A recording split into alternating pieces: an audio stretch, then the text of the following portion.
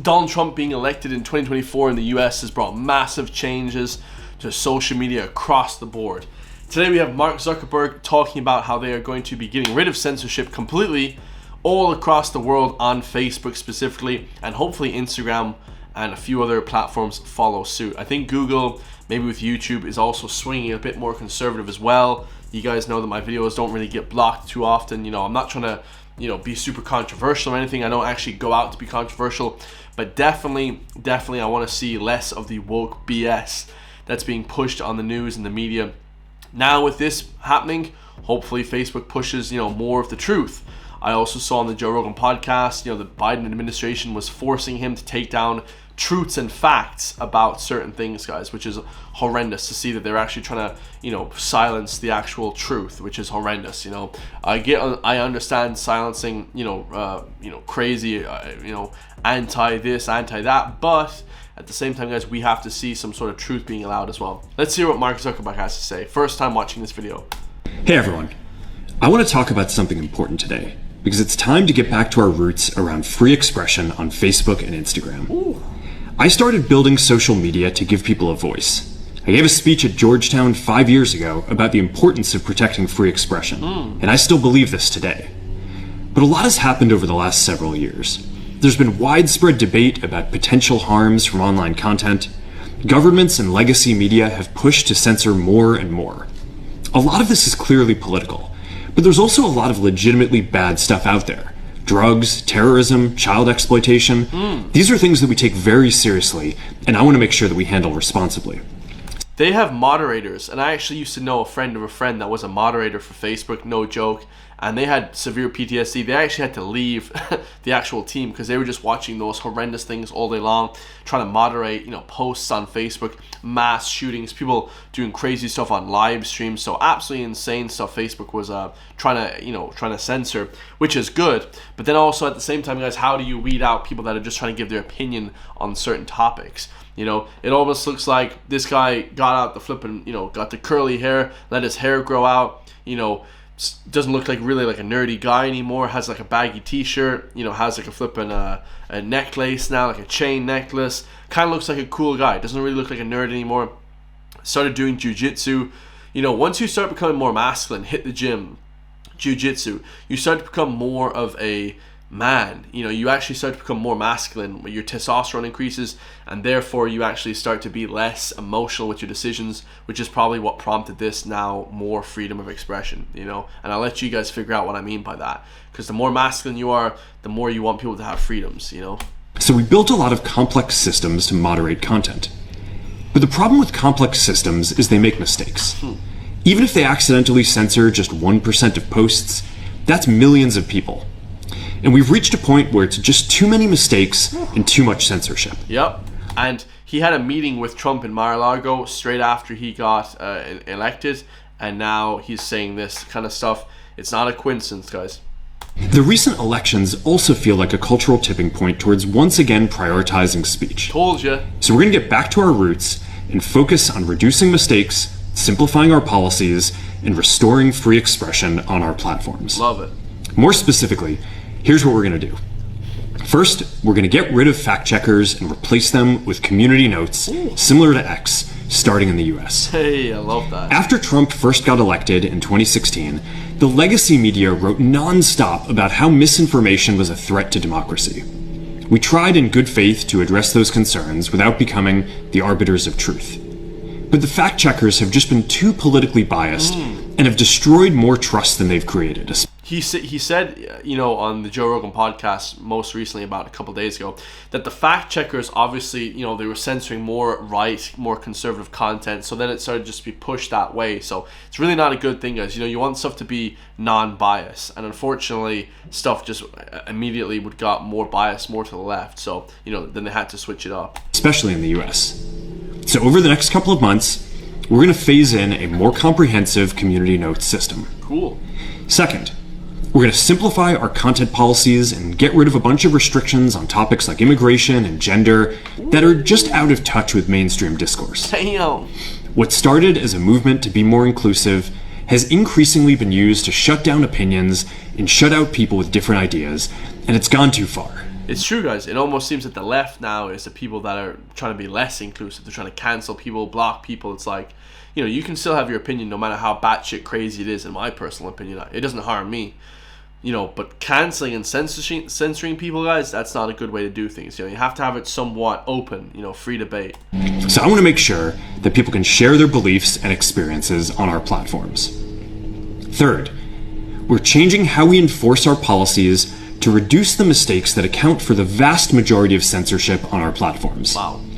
We used to have filters that scanned for any policy violation. Wow. Now, we're going to focus those filters on tackling illegal and high-severity violations. I thought that's what they did in the first place. What were they targeting? Were they targeting right-wing content? What were they targeting? It just seems super politically biased, guys. And of course now there's a new administration, so I hope to see in 4 years, if there's a change from Donald Trump to somebody else, I hope that they keep these policies in place. I hope they don't just, bend the knee again to some, Democratic Party. I hope they keep these policies. And for lower severity violations, we're going to rely on someone reporting an issue before we take action. Wow.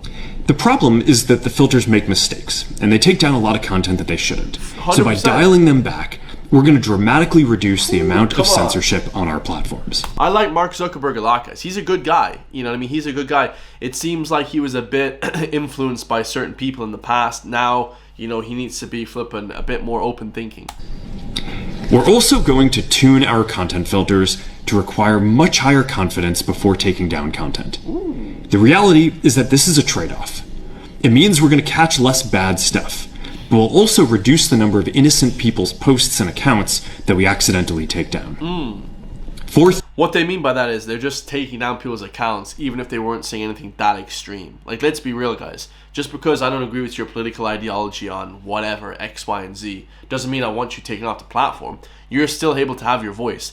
That's why Elon Musk is the biggest account in the world. And I think also, Facebook is worried because X is growing so rapidly. It's now one of the number one platforms in the whole entire world for news, that I think that it'll probably eventually take over Facebook. I guarantee it will do that, actually. So I think that he's worried about that, and they're trying to claw back some kind of resemblance of faith in the public trust. We're bringing back civic content. For a while, the community asked to see less politics because it was making people stressed. So we stopped recommending these posts. Ooh. But it feels like we're in a new era now, and we're starting to get feedback that people want to see this content again. Right. So we're going to start phasing this back into Facebook, Instagram, and Threads while working to keep the communities friendly and positive. Fifth, we're going to move our trust and safety and content moderation teams out of California, and our US-based content review is going to be based in Texas. Ooh, that's huge. Because we obviously know California, obviously ultra left-wing state, more democratic, which in some regards is okay, but not for a lot of this content moderation, guys. You want to open and free society of people to be watching the content. Okay, is this crazy? Is this a bit too extreme Nazi shit? Let's get rid of that stuff. But you also want it to be somewhat based in actual truth and somewhat based in actual non-biased politically. And Texas, obviously, there's certain places like Austin, I believe Texas is very, very liberal and left-wing. So even if they had it there, guys, it wouldn't be as bad as having it in California, honestly. And California, honestly, is a shithole, guys, from what I hear and from the videos I see for drug use and things like that. So, as we work to promote free expression, I think that it will help us build trust to do this work in places where there is less concern about the bias of our teams. Wow. Finally, we're going to work with President Trump to push back on governments around the world that are going after American companies and pushing to censor more. Ooh. The US has the strongest constitutional protections for free expression in the world. That's absolutely facts. We actually don't have the same expressions for free speech in Ireland. We don't have the same expressions as America. I'm actually very jealous of America. They have the First and Second Amendments, which are the two best amendments of any country in the entire world. I don't care what any Irish person says. I love Ireland. I'm all Ireland all day. I'll probably never leave Ireland, but America just has the best country for their law, for certain things. It doesn't have the best things for everything, but those First and Second Amendment, whew, man, what you can do with those are phenomenal. Europe has an ever-increasing number of laws institutionalizing censorship and making it difficult to build anything innovative there. Yeah. Latin American countries have secret courts that can order companies to quietly take things down. Damn. China has censored our apps from even working in the country. forget about China. China, it just bans stuff outright. They are complete communists. They're a horrendous country. China is just a whack country. China is just one of the worst countries I've ever read about, I've ever seen in my entire life. The only way that we can push back on this global trend is with the support of the US government. And that's why it's been so difficult over the past 4 years when even the US government has pushed for censorship. Dude, this guy's a legend. He's talking shit now about Biden administration. Guys, the Biden administration, he said it on Joe Rogan. They were trying to take down his content. They're trying to censor him. I mean, what's up with that? I mean, outrageous stuff, guys. I mean, this is unconstitutional, you know? By going after us and other American companies, it has emboldened other governments to go even further. Yep. But now we have the opportunity to restore free expression, and I am excited to take it. Let's go. It'll take time to get this right, and these are complex systems. They're never going to be perfect. Awesome. There's also a lot of illegal stuff that we still need to work very hard to remove. Absolutely. Yeah. But the bottom line is that after years of having our content moderation work focus primarily on removing content, it is time to focus on reducing mistakes, simplifying our systems, and getting back to our roots about giving people voice. I'm looking forward to this next chapter. Stay good out there, and more to come soon. Wow, that's amazing. I mean, that is a speech right there. That is a speech and a half, guys.